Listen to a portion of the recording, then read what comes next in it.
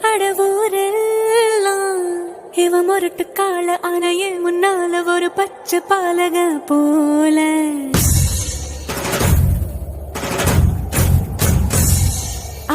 அடநாடெல்லாம் பிடிவாதக்கார அன வந்து பாருங்க வீட்டில் கண்ணு குட்டி போல